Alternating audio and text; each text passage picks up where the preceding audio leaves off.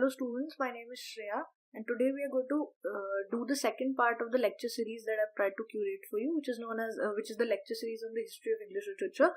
So in the last video we've already discussed the Anglo-Saxon and the Anglo-Norman period, right? So the Anglo-Norman War was in 1066 AD. So the Anglo-Saxon period starts from about 450 AD to 1066 AD, right? And then after the war is the Anglo-Norman period, which is from 1066 to 1350, right? Today we are going to discuss the age of Chaucer, right, which is a very short span of time, so it's not very long. If you look at the period in terms of years, it's only for 50 years, so it starts from 1350 and ends on 1400, right? But why is this age important? Because Geoffrey Chaucer's text, the Canterbury Tales is one of the benchmark texts of English literature, right? And so it's important for you, and there are often questions in various examinations which are of the objective nature, and even question papers that are of subjective nature. The questions range from the fact that the questions tend to appear from the areas as to when you have to talk about the contemporaries of Chaucer, or who are the people who are known as Scottish Chaucers, right? So these are the questions that keep on appearing, right? So this short span of 50 years is very important for us, right? Now some literary historians who try and trace the chronological order of history of English literature often place the age of Chaucer in the era which is also known as the revival of learning, right? So there is a tendency to place Chaucer in this era, right? And so this can be said to range from 1400 to 1550. So the entire age of Chaucer plus revival of learning could be said to range from 1350 to 1550. So it's a span of 200 years, right? But we are going to look at age of Chaucer separately, and then in the next lecture we are going to look at the revival of learning, right? So starting with Chaucer, it's first important for you to know who are the people who are writing with Chaucer, right? So who are the contemporaries of Chaucer?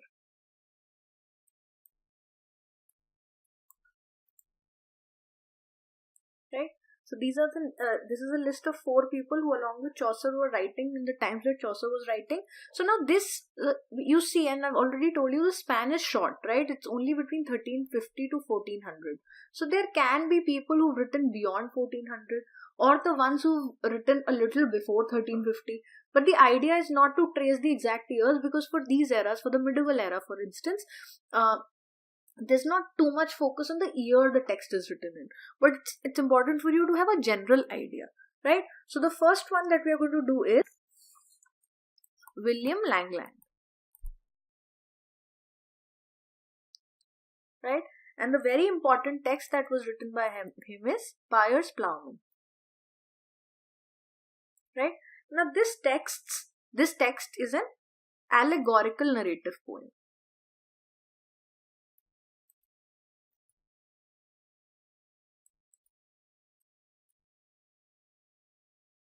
right? And this is there are 8 visions that are described in the expanded text, right? So then the immediate question that comes is, there is a text that was not expanded, right? So in the original text, the one that was written, the A version as it's often called, only had 2 visions, right? And the second vision was about 7 deadly sins, right? So these are just important little facts about the text. Again, little bit more about the same text. So Pious Plowman was written once, and there were 2 visions, right? Written once by William Langland, but it was constantly revised and additions were made, right? And the additions had a lot of implications from this rebellion called the Tyler's Rebellion, right? Which is also known as the Peasants' Revolt,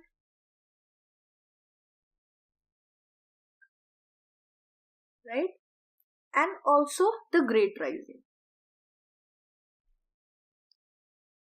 right? These are the various names for Tyler's Rebellion. So in So in Pious Plowman, there have been, like I told you, the A version has two visions, right? But there are in the final text that was written in the final version of the text, there are 8 visions. It's the expanded text, and in the expanded text, there are various inclinations, and there are various incidents that are taken from the Tyler's Rebellion, which is also known as the Peasants' Revolt or the Great Rising, right? Now, another important fact here, it also the Tyler's Rebellion. One of the reasons of the Tyler's Rebellion was the Black Death, which were massive number of deaths due to plague.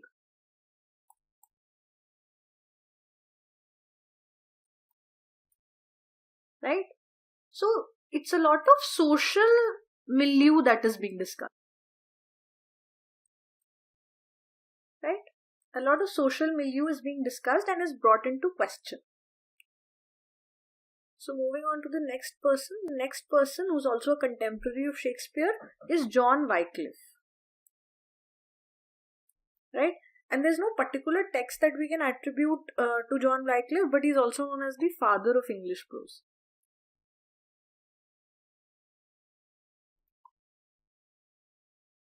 Right? Now here, there are 2 questions that I would like to pose. Now this one, Wycliffe is known as the father of English prose. Now yesterday when I was doing Anglo-Norman and Anglo-Saxon, I told you about this person called Alfred. Remember? Who I told you was the first person who started writing prose. Right?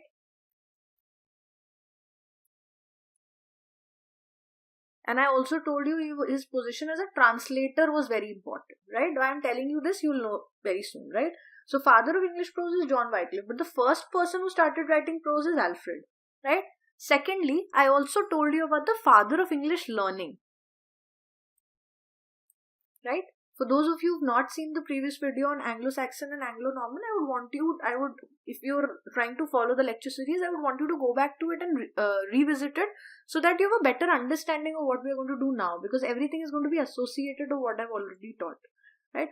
So the father of English learning is Bede, who I've already told you is known as the Venerable Bede, right?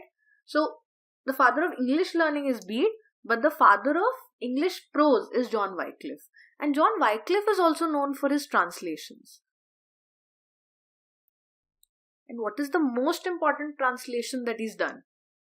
It's the Bible, right? So he's translated the Bible into English, and that's the most important translation that he's done. So, and because he's been, his subjects are religious texts, he's also known to be a religious reformer. Right? Who is the individual in question here? It's John Wycliffe. Okay. Moving on to the third contemporary of Shakespeare. It is John Mandeville. Right? And his text is often known as John Mandeville's Travels. But the original name is Voyages. And so in Middle English, Travail, which is travel, of Sir John Mandeville. Right? It's an important text. It's talking about various wonders that are yet to be seen by the world. Right? So wonders to be seen by the world.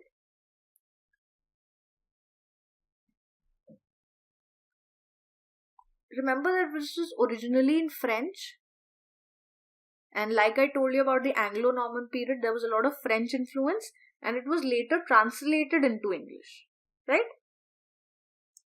So moving on to the fourth contemporary of Shakespeare is John Gower. Right? Now there are 3 texts that this individual has written. There's one in English, there's one in French, and there's one in Latin. I'm sure he's written more texts, but the ones that we must know the names of are these 3. So the one in English is Confessio Amantis. Now the name of the text is in Latin.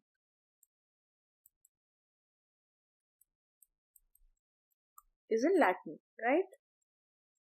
And what is this? How does it translate into English? It's a lover's confession.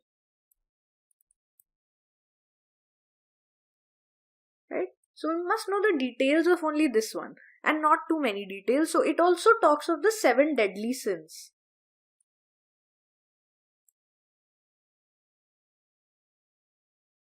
But they are taken in terms of love, right? So the 7 deadly sins of love, right? Now there was the 7 deadly sins in what text? In William Langland's Pious Plowman, right?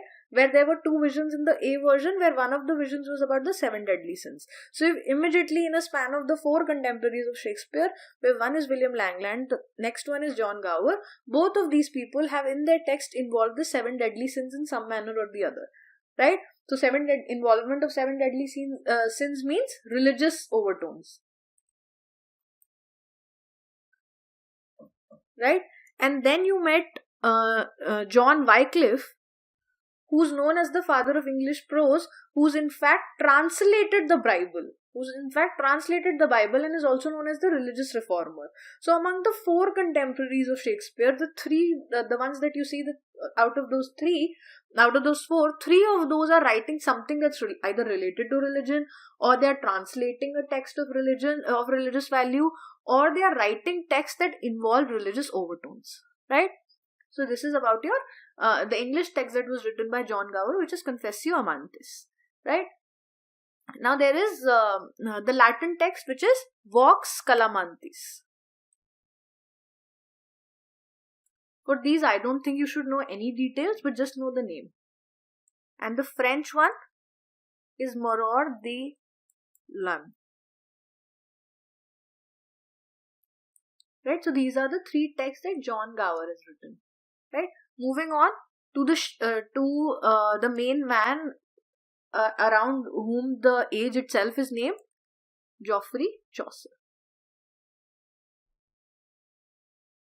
Right? So now Chaucer, his entire writing career can be divided into 3 eras, which are the French, Italian, and the English era. So let's look at each of these eras and try and understand the works that were written each time, right? So the French era, he's translated one text, the French of which is Roman de la Rose, right? Which is translated as Romaunt of the Rose, right? So it's the French original, and it's translated into English. Now, why this era is known as the French era? Because a lot of inspiration was taken from the French texts that were already existing. Right? The second one in this series is the death of Blanche the Duchess.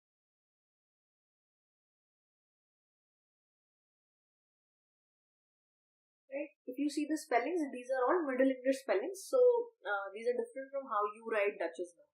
Okay? Or it's also known as the Book of Duchess. Book of the Duchess. Right? Little bit a fact that's important about this text. The text, which is also known as the Book of the Duchess. I'm writing it again for those of you who are taking down notes, because it's an important text and you should know the little history that I'm going to tell you about the book now. So it was written after the death of Blanche, who was the wife of John of Gaunt, who was Chaucer's patron. Right? So it's an important little fact about history that you must know. Right?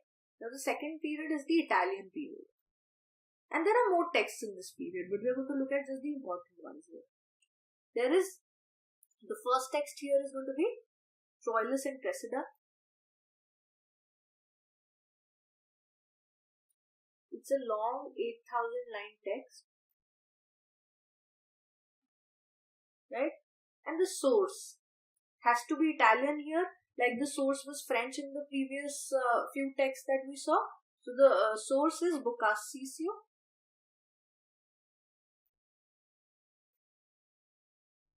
Il Filos Preto. Right? Boccaccios il Filastretto. These are Italian names, difficult to pronounce, but remember just this fact that this is the inspiration for Troilus and Cressida is Italian and the source is il Filastretto. Okay. Then there is the second one, which is, I'll write it on the next page again because it's an important text here. It's the House of Fame. Right? So the House of Fame is an unfinished poem first. There are often objective type questions that put 4 or 5 texts in a series and ask you the ones that are unfinished, right? So the inspiration for House of Fame comes from inspired by various Italian poets, but especially the works of Ovid, Virgil, and most importantly Dante's Divine Comedy. Right? So these have been the source of House of Fame, which is an unfinished poem where the author or the narrator rather is carried away in a dream by a great eagle. So remember the great eagle, right? And there is also the talk of Temple of Venus and the house. This house stands on rock of ice.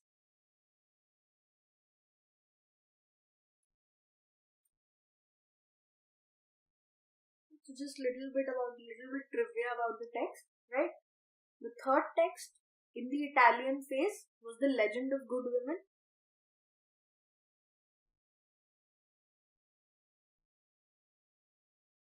Where 9 women are being talked of.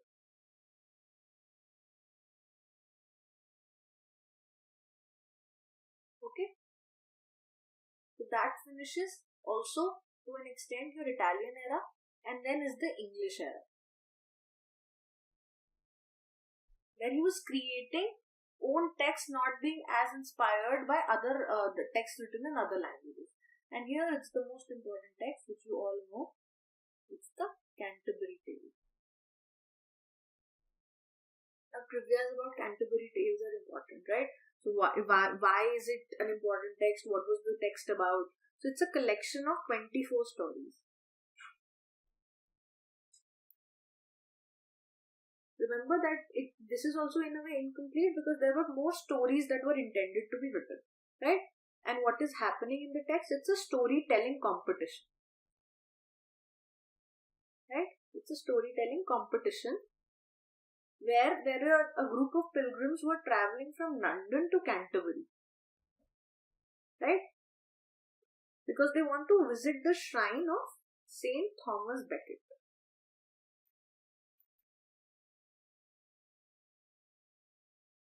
Right? So they are traveling from London to Canterbury to visit the shrine of Saint Thomas Becket.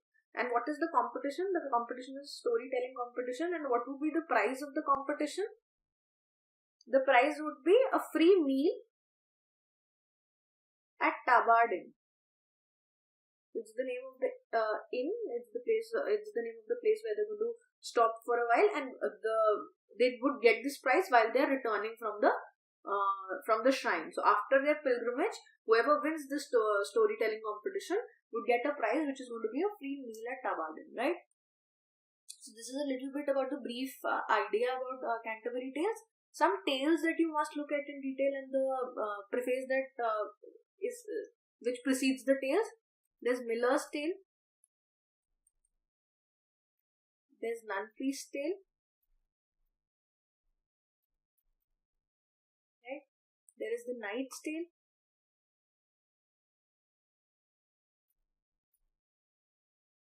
There's Wife of Bath's Tale.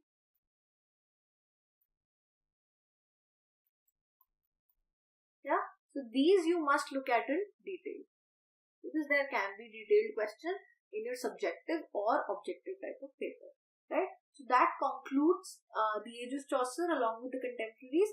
There is also a category of people who are known as Scottish Chaucers, right?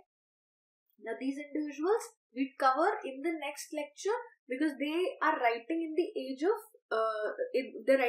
revival of learning more than the eras that we were looking at. So they're not writing between 1315 to 1400, but more towards later part of 1400, right?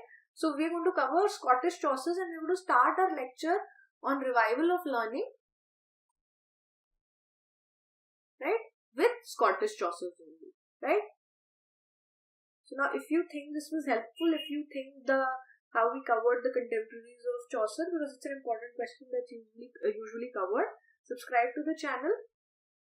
There are also numbers that are placed here. So if you want to join us for the online or offline course, which will have modules like this, then also contact on these numbers, right? And any suggestions that you have, anything that you want me to improve upon, you can obviously comment on the comment down below, right? And I'm going to try and place all the lectures of this series together.